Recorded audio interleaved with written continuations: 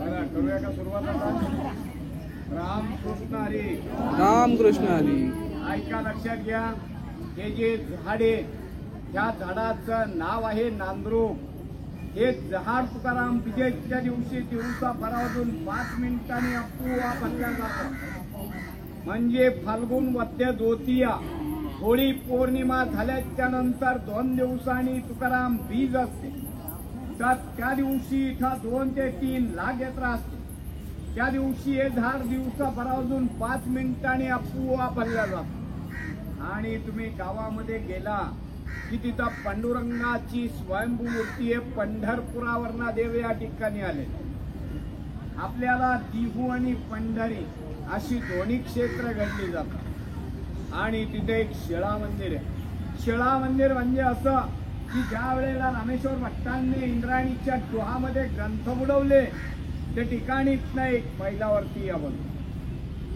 परंतु तिथली शिळा, ज्या शिळेवरती तुकाराम महाराजांनी 13 दिवस पोषण केलं आणि 13 दिवसानंतर जे ग्रंथ कोरडेच्या कोरडे वरती आले ते ग्रंथ आणि त्या शिळेची स्थापना मोठ्या मंदिरामध्ये केलेली आहे. आणि मोठ्या मंदिराच्या बाहेर निघाला की उजवी हाताला राहतेगार जन्मस्थान. आणि इथनं एक 3 मैलावरती एकांतात भजन करण्यासाठी जात होते. तो भंडारा डोंगर इथनं 3 मैला या बाजूला. आणि हे म्हणजे तुकाराम महाराजांचं वैकुंठ स्थान. त्यांनी समाधी वगैरे काही घेतलेलं नाहीये. देहा सहित वैकुंठाला गेलेत आणि वैकुंठावरनं 3 वेळा परत आले. तर संताजी जगणाऱ्यांसाठी कसे आले? संताजी जगणारे म्हणजे तुकाराम महाराजांचा उजवा हात असता. त्यांनी तुकाराम महाराजांच्याकडनं वचन घेतलेलं असतं. वचन असं घेतलेलं असतं की तुम्ही वैकुंठाला गेले तर मी तुमची सेवा करेन. आणि मागाहून जर मी वारलो तर माझ्या दियाला मुठमाती करायला तुम्हाला यावं लागेल. मागाहून ते वारले होते. वारल्याच्या नंतर तिथले गावकरी म्हणजे 5 ते 6 मैल्यांचं गाव आहे सुदुम्र म्हणून. तर तिथले गावकरी खड्डा वगैरे खणतात, प्रेत करायचा प्रयत्न करतात. प्रेत काही काढले जात या पुवापर्यंत. ज्या वेळेला तुकाराम महाराज वैकुंठावरनं खाली येतात आणि एक बंजारभर माती टाकतात त्याच वेळेस ते प्रेत गाडले जातात. तसेच ते निळोपण नगर जिल्हा पारनेर तालुका पिंपळनेर त्यांचं गाव. त्या गावावरनं ते इथं येतात. येथे आल्याच्या नंतर तुकाराम महाराज वैकुंठाला गेलेले असतात. तर त्यांचं असं म्हणणं असतं तुकाराम महाराज मुलीसाठी वैकुंठावरनं खाली येतात, संताजी जगणाऱ्यांसाठी येतात. तर माझ्यासाठी काय येऊ शकत नाहीये, मी त्यांचा शिष्य आहे म्हणून ते या झाडाखाली बसून 42 दिवस उपोषण करतात.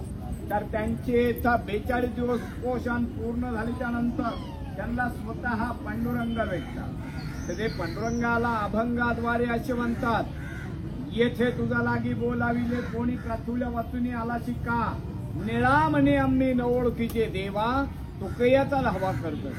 मी तुकाराम महाराजांचा धावा केलेला आहे, तुझा धावा केलेला नाहीये, तुला मी ओळखत नाहीये, तू इथे आला कस असे निळोपार आहे पांडुरंगाला म्हणतात. नंतर पांडुरंगाला प्रश्न पडतो. तुकाराम महाराजांना वैकुंठावरनं खाली बनवतात. तशीच त्यांची मुलगी भागीरथी तुकाराम बीज झाल्याच्या नंतर 3ऱ्या दिवशी रंगपंचमी असते. वडील वैकुंठाला गेल्याच्या नंतर ती 3ऱ्या दिवशी सासरीवरनं येते. वडील बिगर विचारता वैकुंठाला जातात म्हणून ती आपल्या देहाचा त्याग करून आत्महत्या करायचा प्रयत्न करते. तर त्यावेळेला आत्महत्या करायचं साधन म्हणजे इंद्रायणीच्या डोहामध्ये उडी मारणे. तर ती इंद्रायणीच्या डोहामध्ये उडी मारते.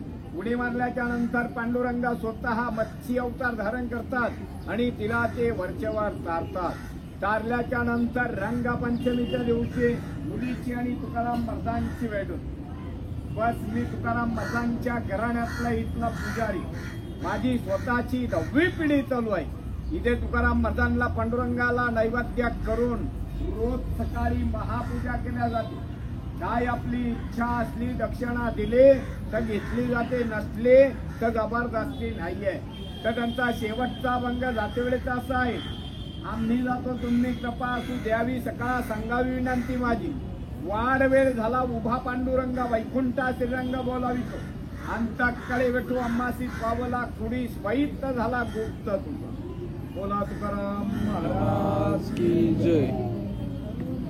काय इच्छा असली यथाशक्ती